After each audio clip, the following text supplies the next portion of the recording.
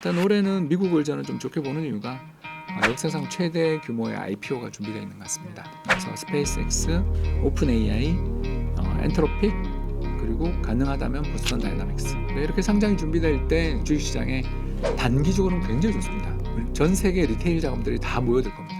다만 새 돈이 들어오면 참 좋은데 헌돈도 있다라는 거죠. 미친 짓이죠.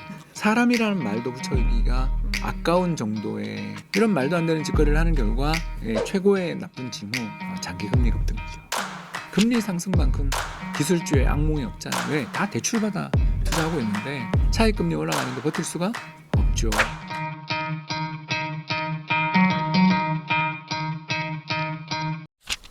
올해 이제 글로벌 경제 전반 좀 어떻게 보고 계신지 궁금하고 미국 증시 AI를 포함해서 어떻게 보고 계실까요? 우리보다 미국이 좋아 보입니다.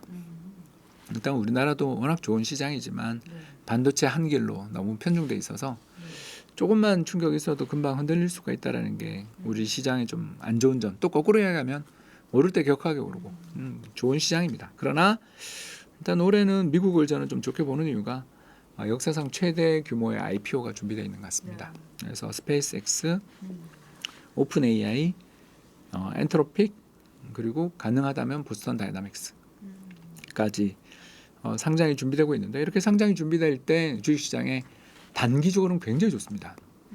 왜냐하면 전 세계 리테일 자금들이 다 모여들 겁니다. 이거 받아야지. 이게 2003년 상장한 구글 같은 회사가 되지 말라는 보장이 있어요. 그게 1000배 났거든요. 괜찮습니까? 따라서 지금 상장하는 회사가 구글급의 회사가 이 중에 하나 나온다면 나는 그냥 금방 밀리어네어 아닌 빌리어네어가 될 수 있어 라는 이 꿈을 자극하는 기업들이 이렇게 많이 들어오니까 여기서 충분히 시장은 강한 모멘텀을 받을 것 같다. 다만 두 번째 문제가 생기는데 새 돈이 들어오면 참 좋은데 헌돈도 있다라는 거죠. 즉 다른 데 투자했던 돈을 빼서 즉 다른 주식 매도해서 다른 자산 매도해서 이걸 사려고 들 현금을 인출하는 게 아니라 다른 현물을 매도함으로써 IPO에 받으려는 게 나오면 수급이 악화될 거다. 그리고 마지막 세 번째가 증시 전체의 밸류에이션이 이미 역사상 최악의 밸류에이션을 지금 그러니까 CAP라고 해가지고 이제 경기 순환을 반영한 PER 기준으로 해서 지금 한 40배 정도 되는데 이게 1999년 이후 역사상 최고치거든요. 그래서 1929년 대공황 때보다도 높아요. 그리고 2021년 밈 주식들이 그렇게 난리칠 때 그 레벨보다도 높아요. 이제 이렇게까지 PER이 높아져 있는 상황인데 새로 들어오는 이 네 회사 또는 5회사가 엄청난 회사들이 들어오는데 돈 버는 회사가 잘 없거든요. 그러면 시장 전체의 밸류에이션을 엄청나게 올리게 되거든요. 한 50배까지도 올리게 될 텐데 그때 답이 있나? 물론 뭐 PR 따위는 쓸모없는 데이터니까 간다.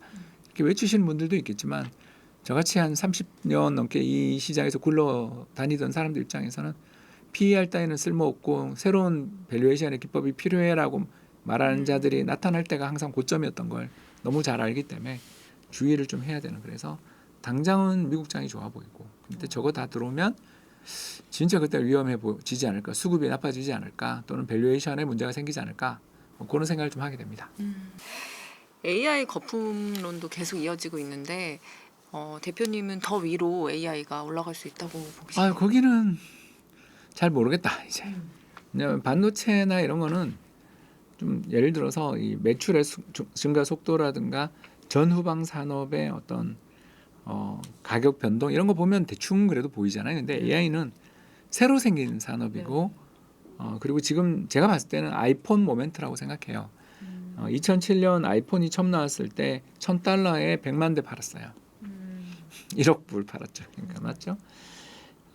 진짜 뭐 엄청나게 헐값이었고 얼마 팔지도 못했어요. 그래서 다 이제 애플 망한다 그랬는데 2010년이 딱 됐는데 1억 대 팔았잖아요. 그 3GS 저도 썼던 기억나는. 정말 그 아름다운 디자인의 폰을 1억 대 팔면서 노키아, 모토로라, 리서치 앤 모션 다 부도 나거나 없어지거나 사라졌고 또 우리 아이리버를 비롯한 MP3 플레이어 기업들도 다 또 내비게이션 기업들도 다 죄다 아무튼 이 관련돼 있는 모든 산업들을 다 박살을 내며 2010년, 11년부터는 애플이 2024년까지 15년 연속 세계 시가총액 1위였죠. 이걸 우리는 알고 있어요. 그래서 파괴적 혁신, 새로운 산업이 출현할 때는 그거를 무시하고 저게 되겠어라고 했던 자들은 다 부도가 난다. 이게 자본주의의 특성이죠. 뛰지 않는 순간 멸망하는 영역이고, 그래서 중국이나 미국이나 저렇게 미친 것처럼 투자를 하고 있는 거라고 보고, 우리도 지금 늦었지만 들어가는 게 이 이유인데, 이게 언제 끝나냐를 설명하려는 건 너무나 어려운 일이고, 결국은 그쪽에서 뭐가 문제가 생겨서 산업이 무너진다기보다는 제가 아까 잠깐 이야기했지만 주식시장에서의 어떤 수급 밸런스가 무너지거나 또는 외부 충격 등등이 벌어졌을 때 시장이 굉장히 취약해진, 그러니까 버블이니까 굉장히 취약해진 상황에서 무너지면서 한번 큰 변화를 겪지 않을까. 그래도 AI는 계속되는. 그러니까 저는 이 AI는 그래서 혁명이 있는 경기 확장이다.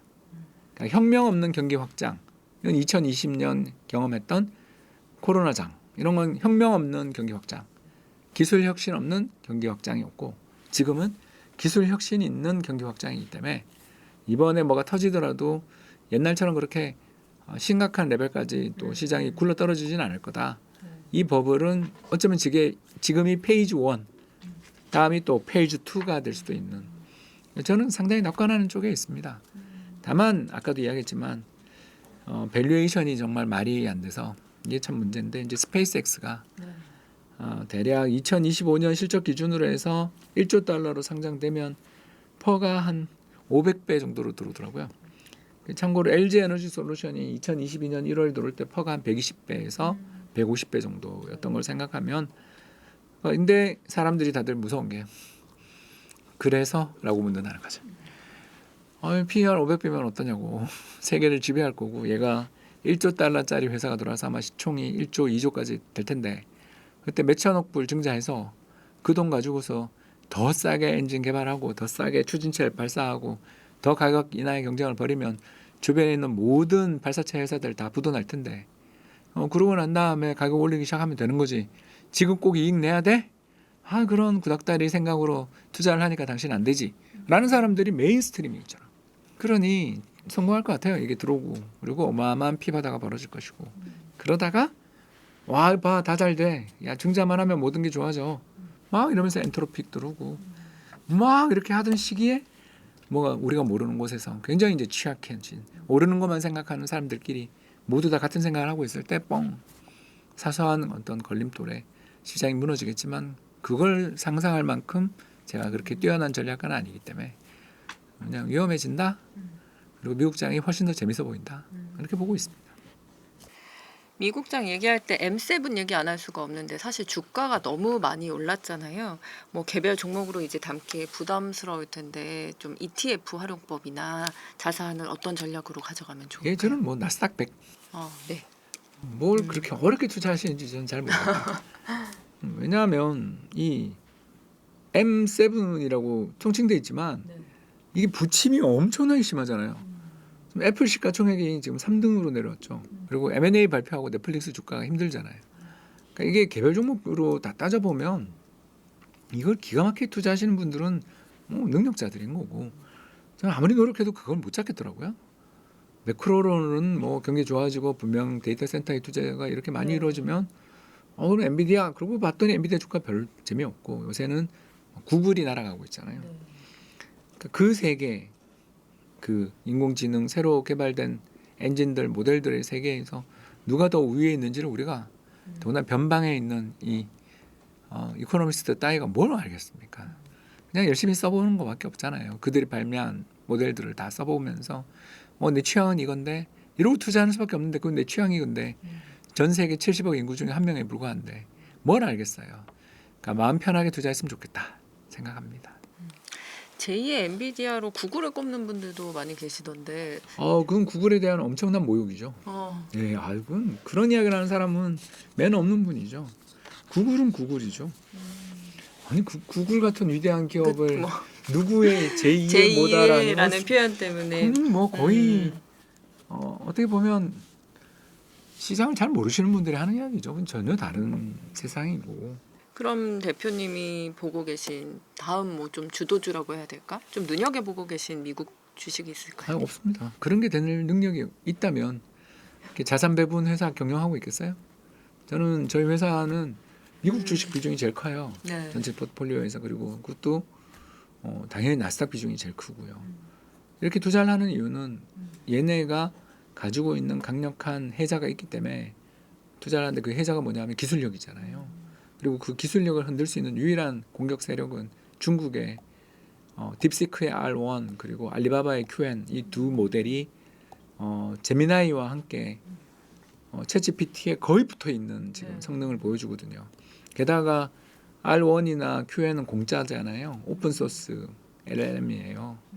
그래서 이들이 어떤 식으로 세상을 만들어 나갈지를 우리는 도저히 알 수가 없어요. 그러다가 이렇게 잘 나가는 구글이 제미나이가 다음 모델에서는 또 엉망이 될지를 그건 우리가 누가 아냐는 거예요. 그러면 가장 간단하다니까. 알리바바도 나스닥에 상장돼 있어요. 나스닥 백안에 있잖아요. 그걸 같이 사면 되지. 뭘 그렇게 어렵게 투자를 하는지.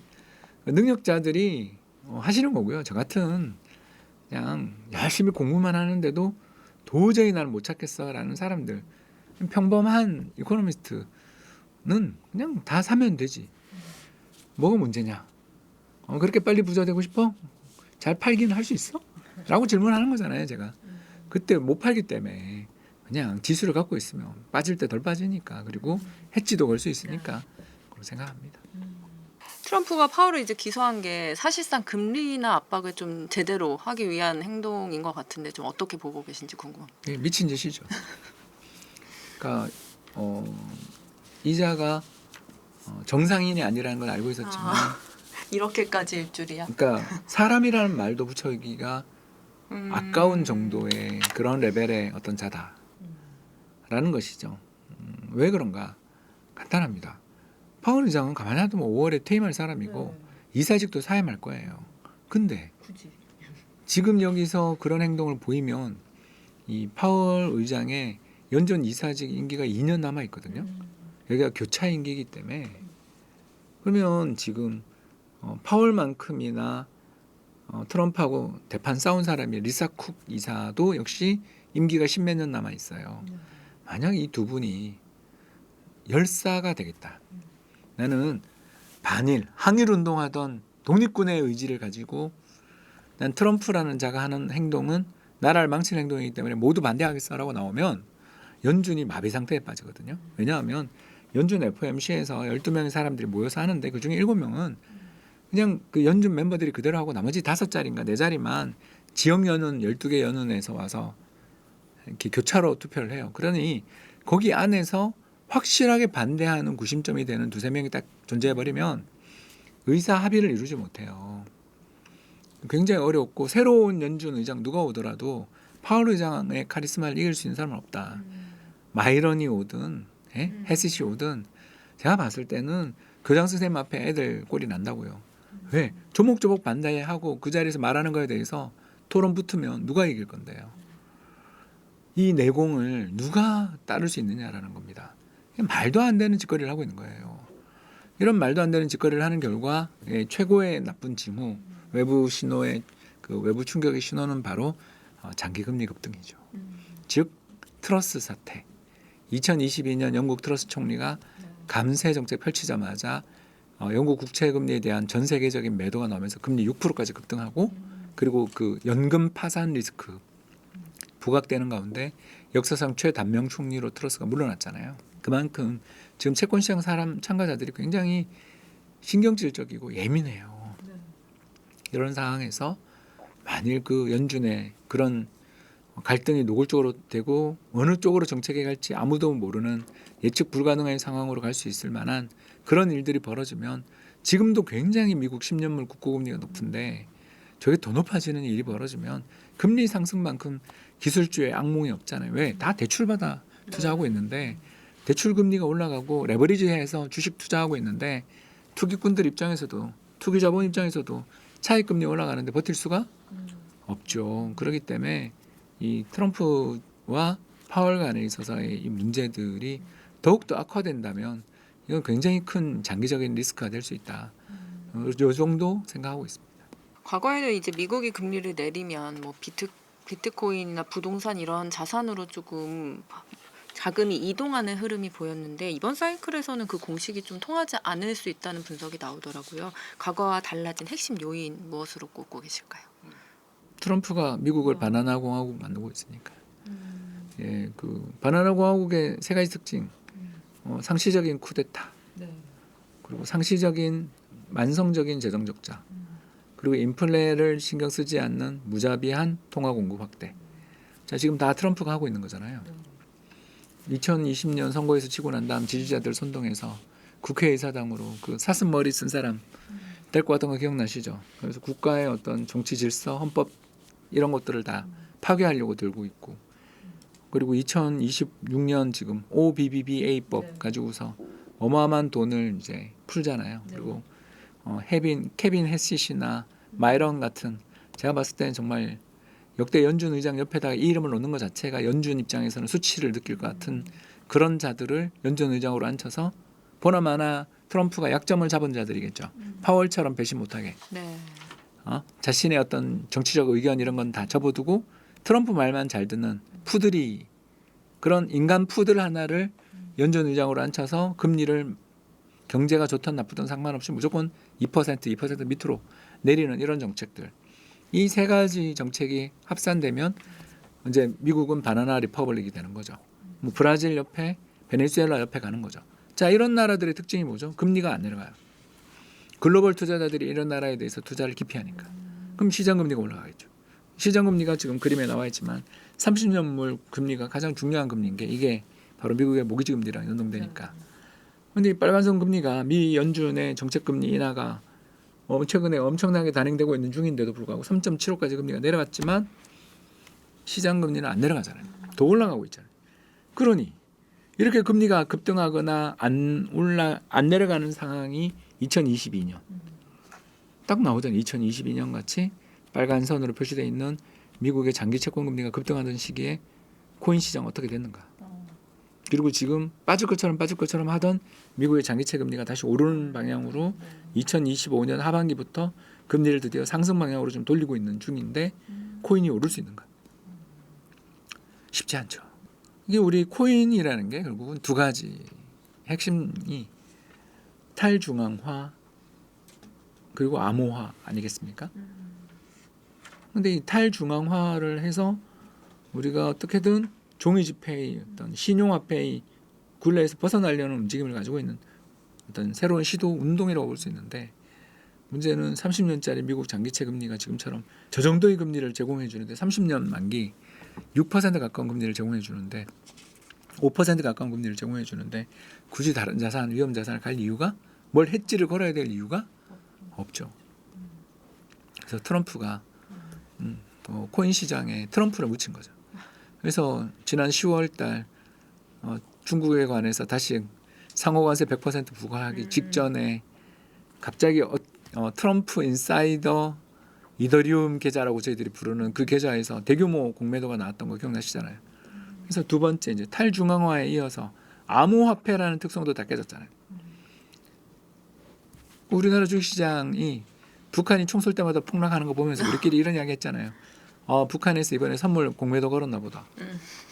근데 이번에는 이제 트럼프 집안이 그 짓을 하고 있으니 탈중앙화도 텄고 암호화폐라는 특성도 텄고, 그 트럼프가 하고 있는 이 정책이 미국을 암호화폐의 수도로 만들겠다라는 그런 그 정치인의 말에 현혹될 이유가 없고, 우리는 항상 정치인의 행동을 봐야 되는데 그 행동 면에서 지금 굉장히 어려운 여건이다.